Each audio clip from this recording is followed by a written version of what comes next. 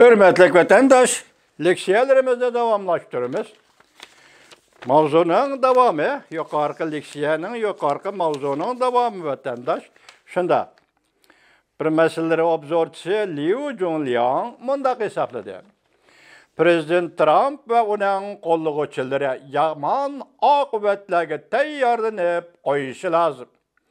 Cümleden topulanı tinci kanunu. 2018 yıl chet el güçlerinin Amerika'da saylamga arlışı karıştırış memuri buyruğudan paydalanışga tayarlık kılıp koyuşı lazım. Fakat en yaman xatarga tayarlık kılıp koygandala çatak çıkmaslıkı kapalet kılgılı boludu. Liu Junliang obzor ilan kılıp mundaq görsetdi. Hazır Volkoçsi ve Vagu'daki xalqaralaşqan kapital Amerika'nın siyasetini bir kol bilen kontrol kıldı. Amerika'daki koniyen matbuatlarını bir kol bilen kontrol kıldı. Solçul Demokratlar Partisi ve devlet korgucu cumhuriyetçiler xalqaralaşqan kapital siyasi kural kıldı. Amerika'da siyasi sistemide bir Prezident Trump qarangılıqdaki güçlerinin tezgillishiga uçurmagandan başka Amerika'da yuqori ve tüven katlamdaki hükümet organlarının hammasi azır köptür kölengi hükümetinin tizgillash astida turibotidi. Qonun chiqarish, ma'muriyat, adliya, matbuot, harbiy hamda kishilarning qo'lidagi qurol-yarog'lar bular Amerikadagi alt cho'ng huquqdir. Armiya odatda betaraf turdi. Lekin bir qism harbiy qismlar ko'langi hukumat tarafidan tartib ketildi.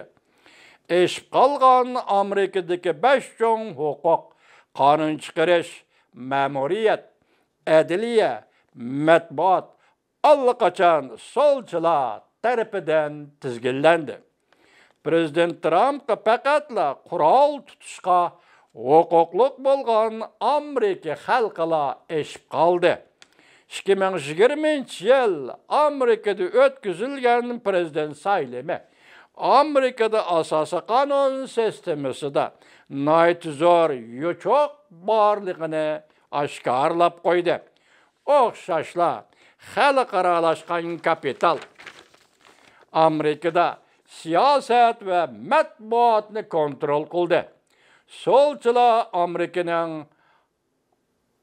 aholi nufusiga e'tiqod va qimmat qarashlariga buzg'unchilik qilishga boshladi. Amerikaning adolati, madaniyati va Amerikaning ma'rifati xatarlik muhitga ishtirib qo'ydi. Bularning hammasi Amerikaning adolati kechiringlar, madaniyatini va Amerikaning ma'rifatini xatarlik muhitga ishtirib qo'ydi. Bularning hammasi Amerikada asosiy qonunga o'zgartirish kirgizib, yangi qonun tuzishga ehtiyojli qilib qo'ydi. Xalqaro kapitalni faqat qonun orqali cheklash, xalqaro kapitalning Amerikada siyosat va matbuotni kontrol qilish huquqini faqat qonun orqali cheklash kerak. Lekin növbette Amerika Devlet Meclisi'de a'zolarning tashkil tepishimi Prezident Trumpning xalqiliq masalada qonun chiqarishini mumkin bo'lmaydigan holga tushirib qo'ydi. Hatto odamlarni bo'limlar organlarga saplash, belgilashmi ko'langi hukumatning cheklishiga uchirdi. Shunlashqa Prezident Trump ikkinchi qatimliq prezidentlik o'rnini muqimlashtirib, ko'langi hukumat a'zolarini adablab, a'zolar va xalqiliq organlardagi kishilarni almashtirgandilar Amerikani saqlab qolalaydi va qutqizib qolalaydi. Prezident Trump 1-oyning 6-kuni Washingtonda ko'rishaylik dedi. Kishini hayron qoldiradigan uchar tarqatdi. mavzulu haber 12 ayının 27. günü Venvitor betide ilan kılındı. Bu yeni haber cuma vatandaş. Haber mındak başlandı. 1. ayının 6. günüdün buran. Prezident Trump izcil Florida ştatıda üzünen köl boyu aram gayede turdu. Prezident Trump'ın yanında onun yardımcısı Jody Giuliani var. Hem avukat kişi. Giuliani var. Bu aramgahının yanında ladı gidek.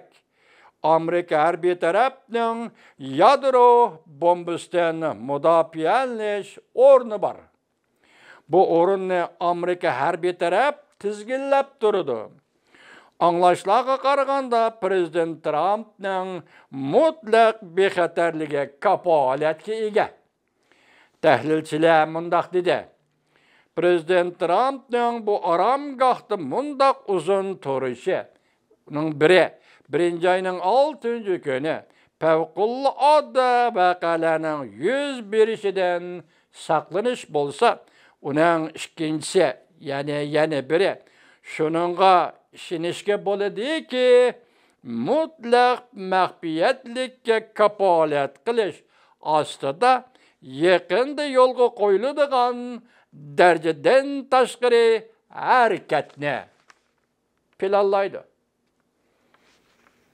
Prezident Trump'ның Floridada o'zining oromgohida turishi yaqinda yo'lga qo'yiladigan darajadan tashqari harakatni planlash uchundir.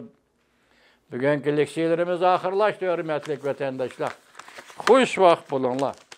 Allah hemminlere salametlik ata kılsın. Allah Amerika Qo'shma Shtatlarga amallık ata kıl. Amerika halkını öz panayında sakla Allah. Her kandak eş öz yolunda ve tinchlik bilen, diyalog bilen, söz ibar bilen hal buluşni Amerika halkının ko'ngliga sal ve Amerika halkı şu yusunda medet ata kıl Allah.